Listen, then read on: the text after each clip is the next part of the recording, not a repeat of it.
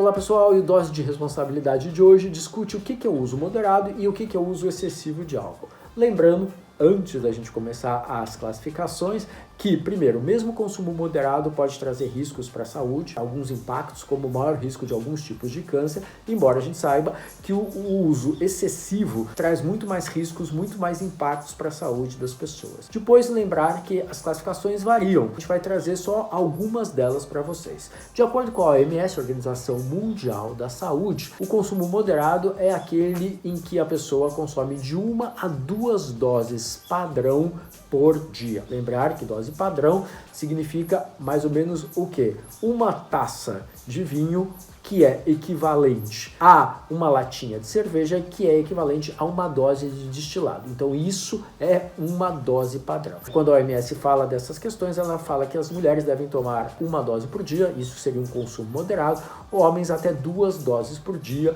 com intervalo de no mínimo 2 dias sem beber. Então 2 doses todos os dias, por exemplo, não é considerado um consumo moderado. Precisa ter esse intervalinho de 2 dias entre tomar 2 doses e depois tomar 2 doses novamente. Então lembrando que uma dose padrão corresponde a 10 gramas de álcool puro, que é o que tem naquelas quantidades que a gente falou para vocês, uma taça de vinho, uma lata de cerveja ou uma dose de destilado. Tá? Bom, essas definições mudam de país para país, mas essa é uma definição clássica da OMS. Então vamos para uma segunda classificação, que é do NIA. NIA é o National Institute on Alcohol Abuse and Alcoholism, que é o Instituto Nacional dos Estados Unidos que lida com essas questões de abuso de álcool e alcoolismo. Segundo o NIA, o consumo excessivo, agora a gente está falando de consumo excessivo, é definido como ingestão superior a 3 doses padrão numa única ocasião para as mulheres e 4 doses para os homens. Então, na OMS, a classificação anterior, a gente falava de consumo moderado. Aqui, a classificação do NIA fala do consumo excessivo do álcool. Importante lembrar, quando a gente fala de consumo moderado ou de consumo excessivo, que existem algumas restrições importantes. Por exemplo,